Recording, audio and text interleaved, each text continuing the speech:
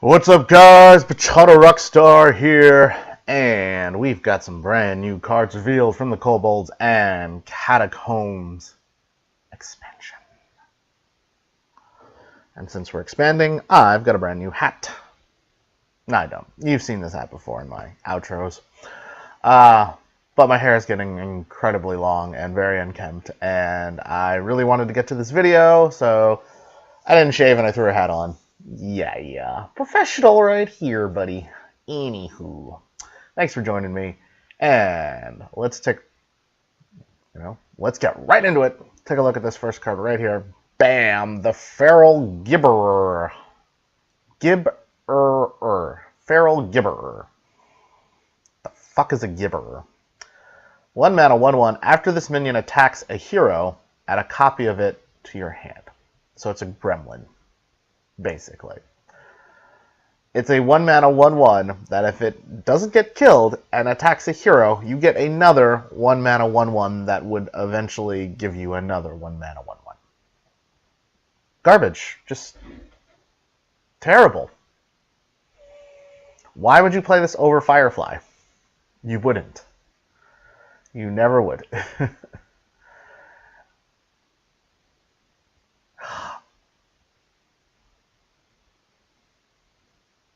Oh, wait a minute. Add a copy of it to your hand. Is it an exact copy? So, don't know if this is how this card works, but the way I can see this card not being complete garbage is to either hand buff it or to buff it while it's on the board, have it attack the hero, then you would gain a copy of everything that's been on it. So if you put a Blessing of Kings on it, a 1 mana 5/5. If that's the case, or for instance it was hand buffed to like a 3/3 and attack face, then you get a 1 mana 3/3 that adds a copy. So if that's the case, if it keeps buffs, this card is actually somewhat good and could see play in a hand buff style paladin deck. That's the only application I can think of, though. If that is not the case, if you keep getting 1 mana 1/1s back into your hand, this card is worse than Firefly, and there'd be no reason to play it, aside from maybe Quest Hunter, and we all know Quest Hunter is poop. So, yeah. If it keeps the buffs, I'm going to give this card a 5, because I think it will see play, and specifically hand buff Paladin. But hand buff Paladin is not a very good deck. But this could be good for it. This could be something that you add to it. If it's not, I give it a 1. I mean, just no one's going to play it. Next up, we got Sudden Betrayal. It's a 2 mana rogue secret. When a minion attacks your hero, instead it attacks one of its neighbors. So I feel like I have to talk a little bit about the very idea of having rogue secrets. This is a long time coming. This should have been here way before. Why rogue was not a secret class thematically makes no sense whatsoever. Rogues are secretive. They do stuff in the shadows. They set traps. Why they don't have secrets is ridiculous. This should have happened a long time ago. And in fact, rogues should have, in my opinion, 1 mana, 2 mana, and 3 mana secrets. They should have been the super duper ninja secret class. Rogues, hunters, and I guess mages should have had secrets. That's just my opinion. Mages, because mages cast little small cantrips and stuff like that. And even then, thematically, I don't know if that makes sense. But they already have secrets. It already makes sense. Paladins should never have had secrets. That's just dumb. When does a paladin do secretive things? They don't. They stand tall against the light. Raw. Like, that's what paladins do. So dumb. And I never got that. But rogues have secrets. Finally, I think it's a great idea. I'm glad it's there. I love it. Now, is this secret any good? Yeah. When a minion attacks your hero, instead it attacks one of its neighbors. So, positioning is going to really, really matter in Kobolds of Catacombs. There's already been a couple of cards that have like positioning effects in them, crushing walls, and I don't know, I can't think of the other ones, but I remember seeing at least one or two other cards where the way you position your minions is now suddenly really important, because typically you want to put your weakest minions in the middle and your biggest minions farther and farther outside of it. So that way, if you have any buffing mechanics, any or area of effect buffing mechanics, or aura effects, excuse me, they will collapse into it, and you will continue to get the aura buff on everything. And typically, things that affect the area, small areas, meteor, for instance, explosive shots, things like that. Usually, you're going to want to, you're going to want to position your minions in such a way that it makes any choice that they have for meteor or for cone of cold or whatever, it makes it not that good. Like, it basically lessens the impact of it. Same thing with like betrayal. Same thing with like a bunch of other cards. And so, what's nice about this card is it's a small betrayal that happens on a minion. So instead of attacking both minions on either side, it attacks one of the minions. So there you go. Now, here's my problem. This card is worse than just betrayal. Betrayal, you get to pick the minion, and then it attacks a minion on either side of both sides of it. This one, you don't get to pick the minion, and it attacks one of its neighbors. They both cost 2 mana. This card is significantly worse than Betrayal, so I think it is a big pile of poop, because why wouldn't you just play Betrayal? The only thing that this does, though, is it protects the face. Right? It protects your face because the minion has to attack your hero. So instead of it being removal, in a sense, it's like healing. So I don't know if that's good or not. I mean, it's pretty good. It's okay. I just don't think it's strong enough to make its way into a rogue deck and to like make it like powerful. I'm glad secrets are here. I really am. But I am just pretty underwhelmed by this secret. And I believe it's, like I said, it's just there for healing. But your opponent could just attack a 1/1 minion in. And then that minion's going to die, and then it'll damage one of their other minions. They don't really care. You know? So if your opponent has any like small minions, it's not a huge deal. There's another thing to think about, though. Does this card make the attack, meaning the creatures attack each other? Because with Betrayal, the creature swings, but it takes no damage. So if this also makes the attack happen to you, to one of the neighbors, and they both get hit by that, that's pretty good. Because then at least you're forcing your opponent to either sacrifice a low attack creature or to damage. Yeah, basically you would sacrifice a low attack creature. So if that's the case too, then this card is pretty good. So really it just depends on the mechanics. So here's my final answer. So if this card works like Betrayal, the minion that attacks does not get hit by the other minion that it attacked because of the Betrayal, this card is pretty garbage. This card would be like a 1 or a 2. Like, it would never see play, and there'd be no reason to play it over Betrayal, and probably almost no reason to play it in your deck. Lifesteal, weapon, leeching poison would be better than this, because that would heal you for more, most likely. Unless your opponent is just dumb and doesn't know about this card and doesn't play around it. However, if this forces your attacking opponent's creature to attack one of its neighbors and they both get hit, this is a very good card. This would probably get a 6 or a 7 from me. Because then, no matter what, they're killing one of their creatures, potentially a 1/1, and putting some damage on another creature. If they don't have a 1/1, let's say they only have like 2/2s and 3/4s and stuff like that, or like big creatures, You know, if they accidentally swing in with a big creature, you heal for 8, and they kill one of their other creatures. But even if they swing in with like their 2/2 or 3/4, right, that's going to swing into their opponent's, their other creature. One of them is going to die, and then the other one is going to be hurt. That's pretty darn good for 2 mana. That's worth it, even if you don't get to be the one to choose it. So it kind of puts your opponent in a bind, if that is the case. Seek Death. 2 mana Rogue Secret. When a friendly minion dies, return it to your hand. It costs 2 less. Neat! Now this is a secret I can get behind.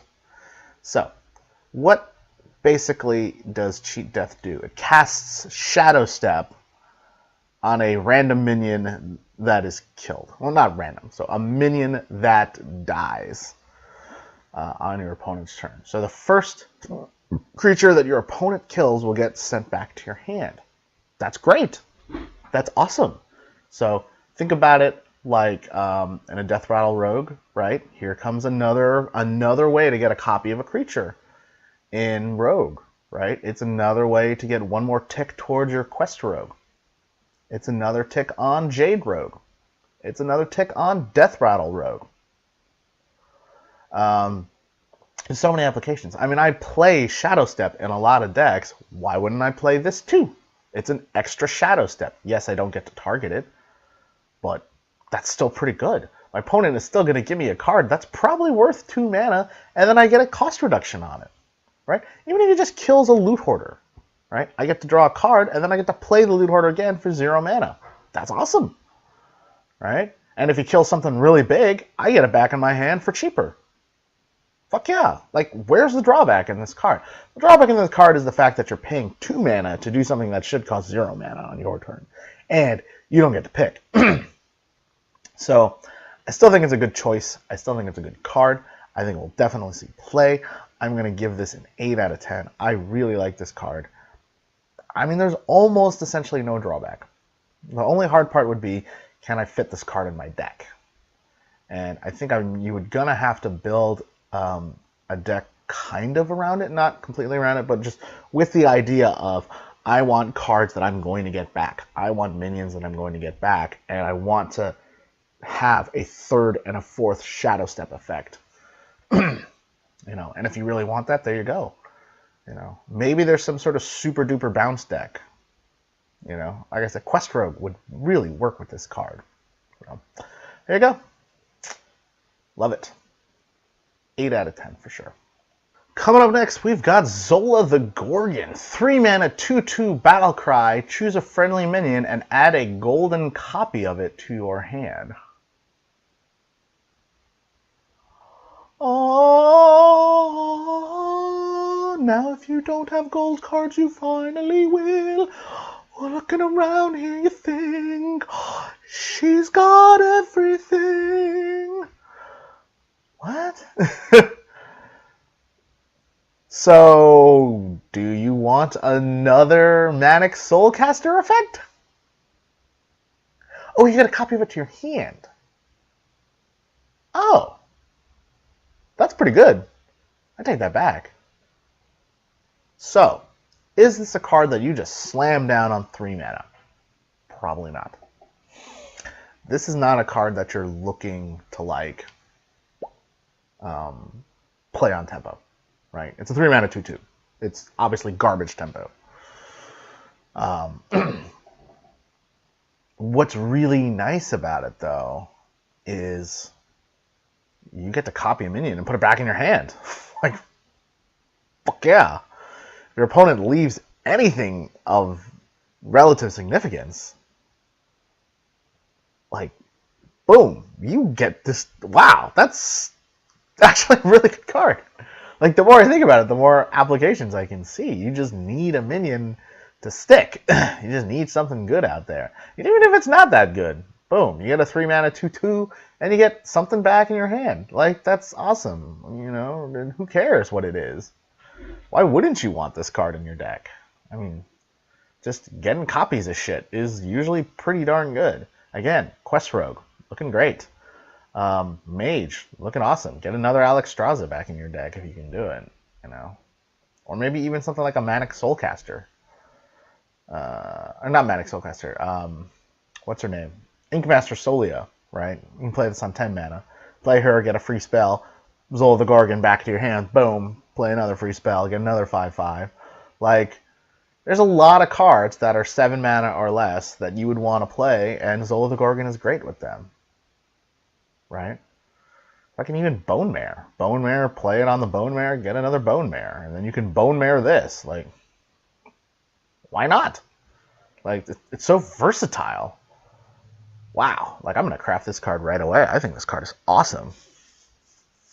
I mean, just getting more resources, getting more value. Like, it works in so many different decks. Like, it works from a value perspective, right? Because you're getting an additional copy. It works with anything that wants to get extra copies back into its hand. It works with anything that has a good death rattle, that has a good battle cry. It's just awesome. Like who wouldn't want more cards in their hand? And it's still a 3-mana 2/2, which isn't terrible. It sucks in the early game, but in the late game, this card is going to be really powerful, really good. Thumbs up, 8 out of 10. Gonna see a ton of play over a ton of decks. No, 9 out of 10. 9 out of 10. Love this card. Fantastic. Wow. It doesn't seem like much when you first read it. You're like, well, who cares? And it's a neutral, right? So it's going to be in every deck. So every deck will have the opportunity to copy cards. Fucking A. Definitely 9 out of 10. 9 out of 10. The only thing holding it back is the stat line. If this was a 3-mana 3/3, oh, fucking A. 10 out of 10. But a little stat wide, okay, you know. So it's still really good. Really, really good. Rummaging Kobold, 3-mana 1/3. Neutral card, battle cry, return one of your destroyed weapons to your hand. Sweet. Nice card. So, why is this card ridiculous now, whereas before I think it would be okay? Here's why. Everybody's getting a weapon now. Everybody. So this is the counter to the counter, right? So the counter are Acidic Swamp Ooze and which one? Oh, fuck, I'm drawing a blank. The Gluttonous Ooze, thank you.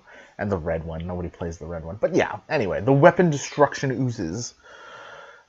This card is a counter to them, who in turn were a counter to weapons. So you play your Alaneth and it gets destroyed. Well, guess what? Rummaging Kobold brings it right back to your hand and you get to play it again. Thumbs up. Boom.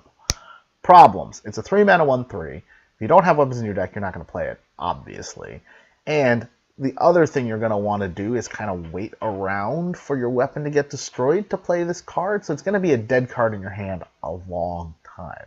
And if you only have a legendary weapon in your deck, is it worth playing 1 or 2 Rummaging Kobolds? Probably not. You maybe only want to play 1. And now you've got a deck slot being taken up by a 3-mana 1/3 that is meant to just get you a weapon back and give you more value. So it's another one of those long game, late game cards. I'll be honest, I think with all the weapon destruction going on, I probably would just play this like in a Shaman deck with 2 Doomhammers to get my Doomhammer back. You know, that's been Doomhammer's problem, is that there's been so much weapon destruction that it's not really worth playing. And so maybe this makes Doomhammer have a comeback. This makes Atiesh have a comeback, or more of a see more play. And the legendary weapons, obviously the application is there. It's just the problem with all these legendary weapons and these legendary things coming back is you got to draw them, and then you got to draw this. And like I said, this card's going to suck until your weapon is actually destroyed. Then it's like, ooh, my weapon came back. But is that good enough? Is that good enough to see play? It's going to be meta-dependent, right? It's really going to depend on, is there enough people playing the legendary weapons to then make enough people play Gluttonous Oozes and Acidic Swamp Oozes all day long? And then, is there enough of those people to then make Rummaging Kobold a good tech choice in your weapon-based deck? Lasers. So I don't know. That is the real question. So I'm going to give this a 5 with a question mark. I sound like a Valley girl. A 5 out of 10. I didn't spend 6 years in even medical school to be called Mr. Thank you very much. So that's it. That's really my determination. This score could be anywhere. It could be anywhere. It really just depends on how does the meta shake down. The legendary druid weapon, Twig of the World Tree. 4 mana, 1/5 weapon. Death Rattle, gain 10 mana crystals. What? Well, guess what? If you wanted a counter to all the oozy shit that's going around, this is the card, because it wants to die. Notice, it doesn't say refresh 10 mana crystals. Gain 10 mana crystals this turn only.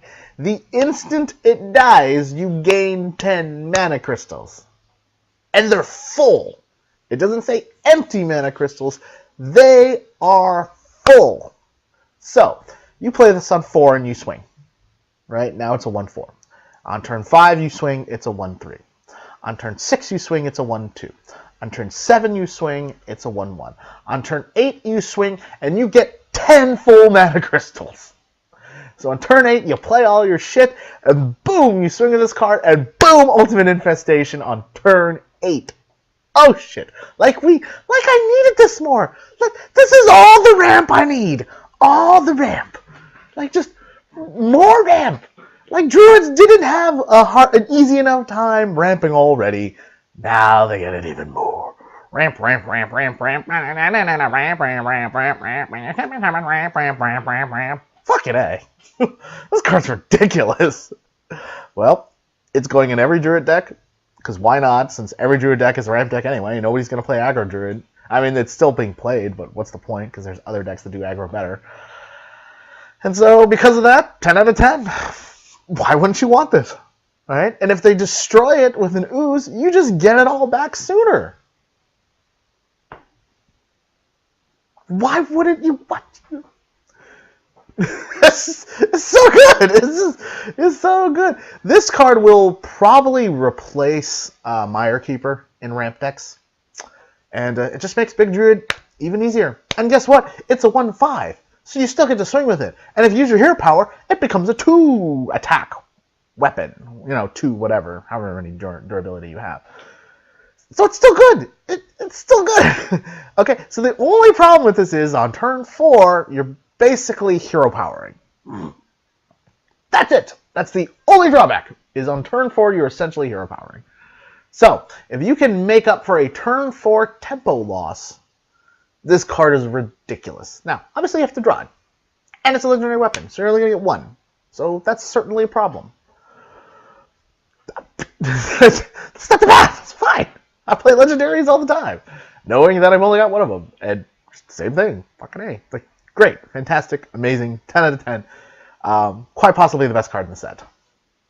Branching Paths, 4 mana Druid spell, choose twice, draw a card, give your minions +1 attack, gain 6 armor. So it's 3 choices, and you get to pick 2 of them. So it's like discovering twice.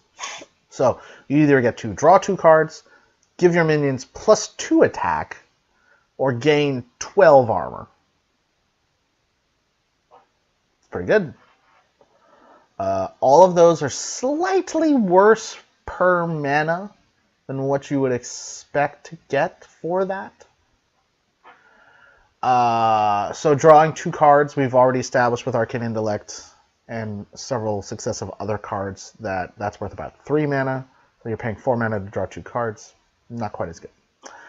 Giving your minions +2 attack, right, would be Savage Roar, which would cost 3 mana. So that's not quite as good. Gaining 12 armor. Healing for 12 has been valued at 4 mana with the giant potion the priests have. Forget the name of it. And that's valued at 4 mana. So you've got 2 choices that, if stacked, equal 3 mana, and 1 that equals 4. And you could argue that gaining armor is actually better than healing, so 4 might be slightly undercosted. Now, how much would you value drawing a card gaining +1 attack for your minions? How much would you value drawing a card and gaining armor? I feel like I would double up on the effects quite a bit, because if that's what I needed. I feel like it'd be pretty rare that I would want to go draw a card, gain attack, draw a card, gain armor. You know? And the other thing that I kind of want to consider is, do I get to draw the card first? And then I can reevaluate my choices? Because if that's the case, this card is a little bit stronger and would make sense why it is a little bit cheaper. Why the mana cost wasn't as equivalent. But I think it's a neat card. Is it powerful enough to see play? Not sure. Not sure. The ability to draw more cards is just fantastic. And even if it costs 4 mana, I think Druids will probably do it. The ability to gain 12 armor is really great. The ability to gain +2 attack. I mean, it's just such a flexible, awesome card. I don't see why it wouldn't see play. I can't think of the deck that it would go into right now, but that doesn't mean that that deck is not there and is not viable. It's just, I'm literally seeing these cards for the first time and having to think about it. But I think it's a good card, and I think it will, you know, just the flexibility alone. Feral Rage saw and sees play still to this day. You know, this card is probably ridiculous with fucking Fandral. Do you get to draw all of them? Do you get to pick all of them? Can you imagine if Fandral's on the board and you have Branching Path, draw 2 cards, give your minions +2 attack, and gain 12 armor? Whoa. I think this card will make Fandral have a comeback. If that's the way it works, but goddamn, like, what a crazy card. Really good. I mean, it's gonna see play. Like, Druids weren't weak. Druids weren't weak. Why are we giving them all these good cards? Another really good, I'm gonna say 8 out of 10. Like, yeah. And we got a Priest card, the Duskbreaker, 4 mana, 3/3.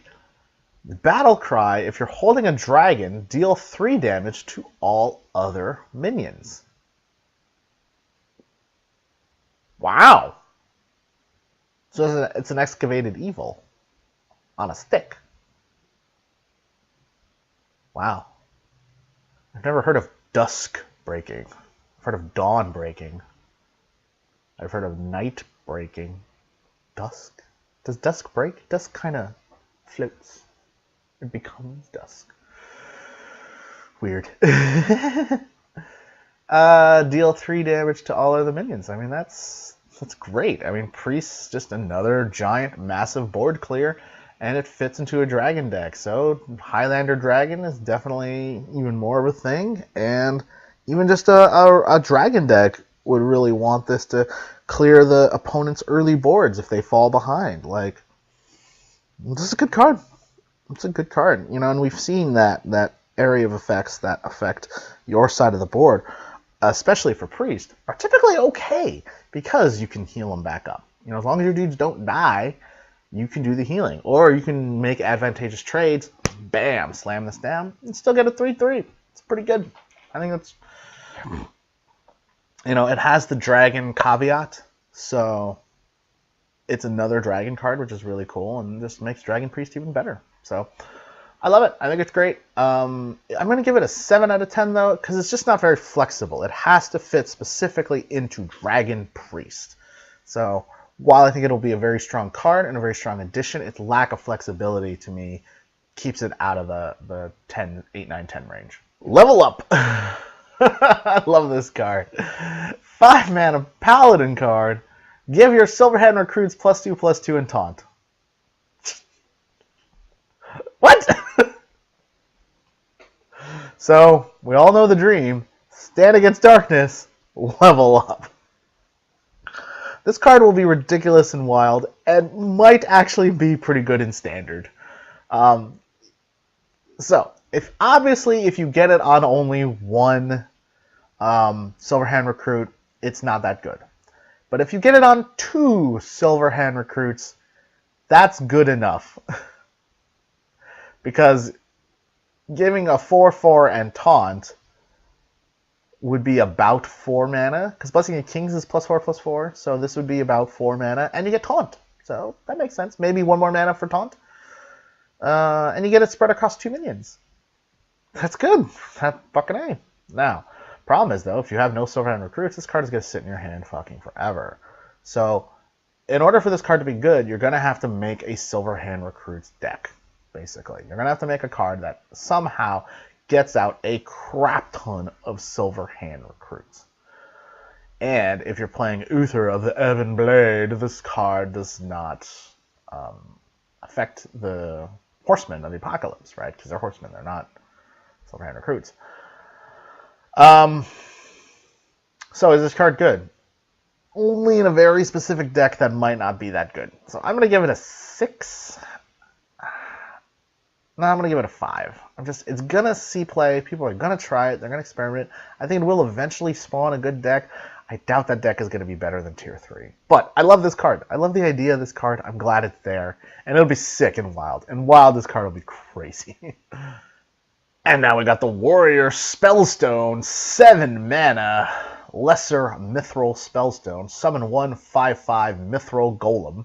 Equip a weapon to upgrade. And then it upgrades to 2 5/5 golems. You equip another weapon, it summons 3 5/5 golems. Thumbs motherfucking up. Am I going to be equipping weapons all goddamn day? You darn right. I'm a warrior. It's what I do. Now, does it say you have to play a weapon from your hand? No, it doesn't. The Zos First Mate works with this. The Amani Blacksmith, is that the name? The 4 mana 3/3 that gives you a 2/2 axe works with this. Like I said, any weapon works with this. Now, again, assuming the spellstones don't need to be in your hand to activate, this is fucking crazy town. If you need to have them in your hand to activate, it's okay. Because the problem is this will be a dead draw for so long until you play the weapons. Because believe me when I say this, a 7 mana 5/5 is not worth the mana cost. 2 5/5s for 7 mana is pretty darn good, but even that may not be worth the mana. But 3 5/5s is totally worth it. So that's really the dilemma. The dilemma is, does this activate in my hand or not? Or is it only activated in my hand? No? There you go. If it activates in the deck, fantastic card. 8, 9 out of 10. Because your warrior, you're going to play a lot of weapons. If it only activates in your hand, 6 out of 10. Maybe even a 5 out of 10. Just because there's going to be a lot of decks that won't play and or draw enough weapons to make this card worth it. And this could be a 2-of in your deck. So, I don't know. My guess is because it's a 2-of, it'll probably only activate in your hand, and then that would still suck. Because then I have 2 dead cards instead of 1. And we have the Hunter Legendary 8 mana 6/6 Katharina Winterwisp, Battle Cry, and Death Rattle. Recruit a beast. So if you remember, recruit means to draw a beast, or draw a minion from your deck and immediately put it into play. This card, finally, is a good Hunter Legendary. If it wasn't so goddamn expensive, it'd be even better. But it's a Battle Cry and a Death Rattle, you 2 beasts! Hell yeah! Now, obviously it sucks if the beasts that you draw are alley cats. Right? Just 1/1 alley cats. That sucks. So, you're going to want to put beefier beasts into your deck. So, this is another card that is trying to make a hunter control beast hunter work.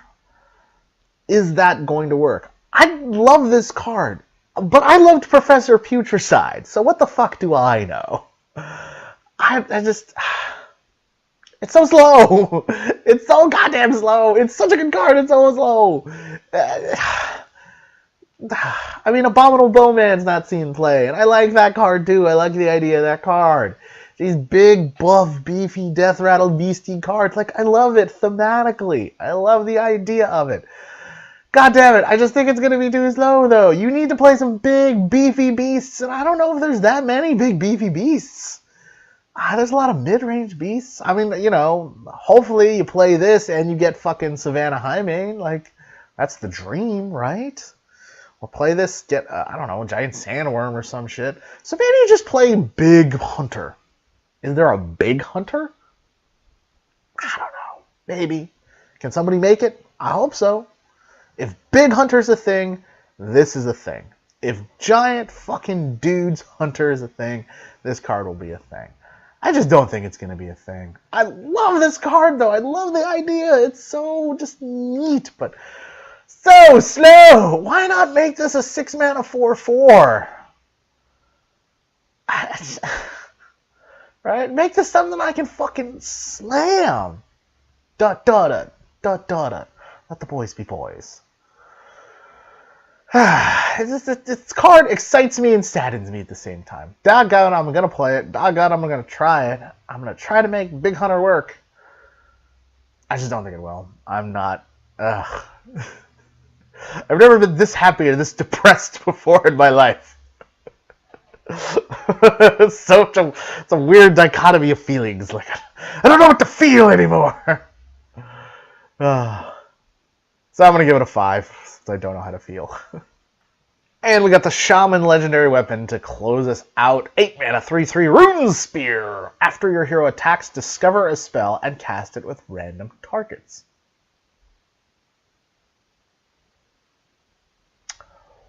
Well, it turns out the Tortolan Primalist, we didn't have enough of that. So we needed to get 3 Tortolan Primalists in the form of a weapon. This card is garbage. Just garbage. Nobody plays Tortolan Primalist. Why would I want 3 Tortolan Primalist effects and a 3/3 weapon? Why? What? Why? What's the point? We've already decided that card is garbage. We've already decided it's too crazy and too random. Yes, I get to discover a spell. Yes, I get to do it 3 times. Yes, I got a pretty good choice. Does anybody play Tortolan Primalist? No. It's an 8-mana 5/4. That's why it's crap. This is an 8-mana 3/3 weapon. That's why it's crap. I can't believe I'm ending the video on this. I wish I read this card earlier, so I could have done my Katharina Wispwind, whatever the fuck her name is, like, rant before this, because that would have been an interesting way to end the video, instead of ending on this stupid piece of crap. Dumb card, terrible card, Shaman's never going to play it. Garbage, garbage, garbage. Worst legendary weapon. Probably will continue to be the worst legendary weapon. 0 out of 10. No one's going to play it. No one is going to play it. And that's it. Thanks, guys. Really appreciate you watching the video. It means a lot to me that anybody is willing to watch these things. I do them for fun, you know. My computer's been down for, God, almost 6 weeks before this, you know. And I haven't really been able to find time to pump out videos. I've had trouble sleeping. And, you know, I've had some really, really good things happen in my life that I can't talk about right now. And so I've been distracted from making YouTube and making videos, but I'm going to try my best to do more of them. So hopefully you guys like this video, and like I said, I'm glad if anybody wants to watch, because I do this for fun, and I think it's awesome. So yeah, and you guys are awesome for being there and giving me any support. Any of the support that I get is really appreciated. So yeah, see you guys out there. Keep learning. Keep rocking. Rockstar, see ya later. Thank you so much for watching, guys. If you want to see the newest videos, you can click here. If you want to see a recommended playlist, you can click here. And if you'd like to subscribe, you can click right here. Thank you so much, guys. Keep learning. Keep rocking. The Rockstar will see you later.